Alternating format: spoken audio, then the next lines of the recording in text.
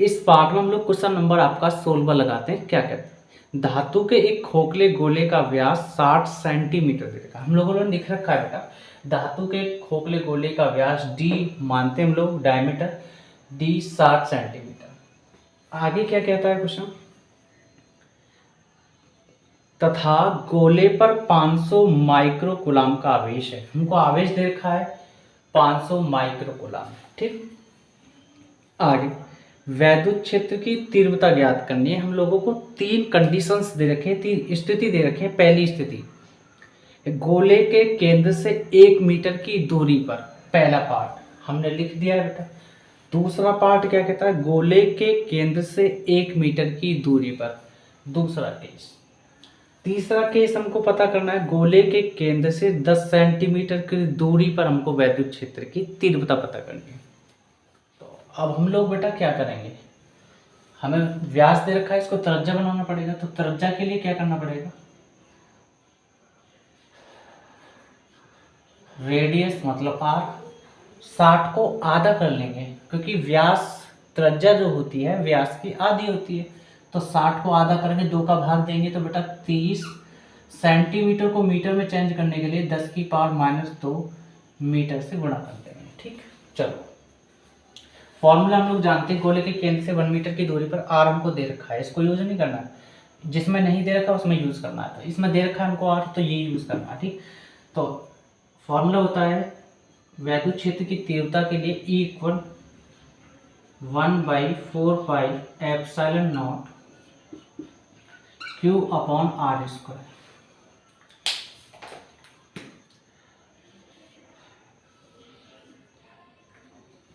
इसकी वैल्यू होती है हमारे पास E इक्वल 9 गुणा 10 की पावर 9 न्यूटन मीटर स्क्वायर प्रति कूलाम स्क्वायर बेटा।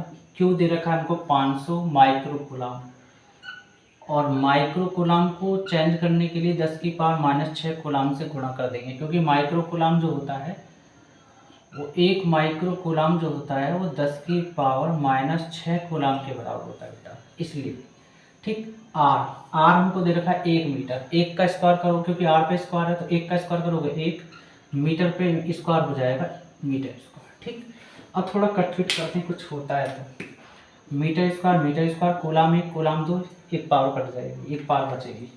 ठीक, 9 पंजे 45, E इक्वल 4500 गुणा प्लस की 9 ज़्यादा है, माइनस की 6 कम है, इसलिए प्लस की 3 पावर बचेगी। बचा क्या, न्यूटन, और नीचे बचा आपका कूलम। ठीक है बेटा, तो E इक्वल, अब हम बुलंदशहर से औरंगाबाद को पॉइंट से आकार 1 2 3, मतलब सीधे हाथ से उल्टे हाथ की तरफ, RHS से LHS की तरफ। पॉइंट जितने अंक होता है उतनी पावर प्लस में बनती है, दाएं पक्ष से बाएं पक्ष। तो 1 2 3, तो 3 प्लस की पावर बनेगी, तो हम कह सकते हैं 4.5, चाहे 0 को लिखो मत लिखो कोई दिक्कत नहीं।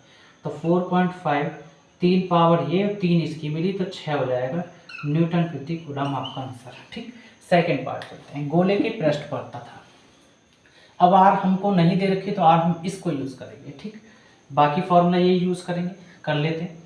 तो E इक्वल 1/4πε0 की वैल्यू तो वही रहेगी, कोई चेंज नहीं है, कांस्टेंट वैल्यू है बेटा।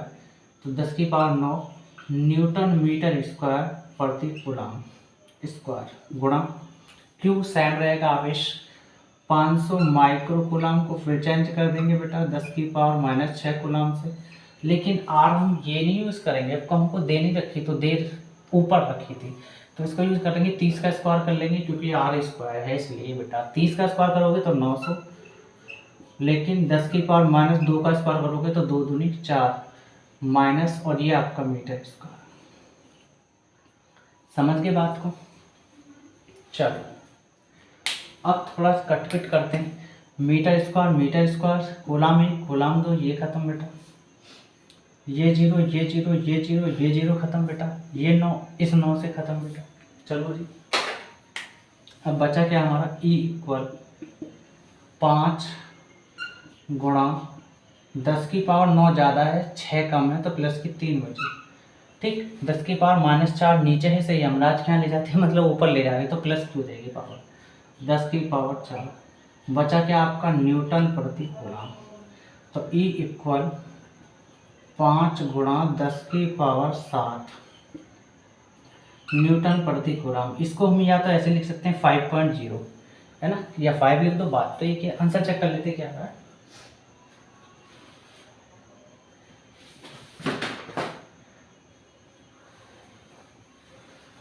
हाँ, यही आपका आंसर है। अब थर्ड पार्ट निकालते बेटा। गोले के केंद्र से 10 सेंटीमीटर की दूरी पर।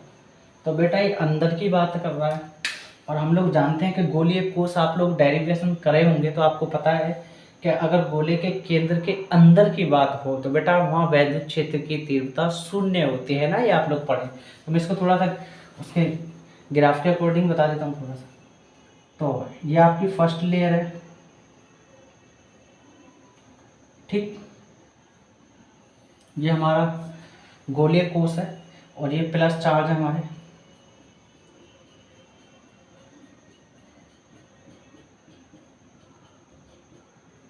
ठीक, तो ये यहाँ से बात कर रहा है हमारे अंदर की ओर, कितने सेंटीमीटर, 10 सेंटीमीटर, और इसी कारण अंदर की ओर है, तो इसलिए हमारा वैद्युत क्षेत्र की तीव्रता ई क्या होगा, 0। इसका मतलब 0 कह दो या 0 बात है। ठीक, यही आपका क्वेश्चन सॉल्व है।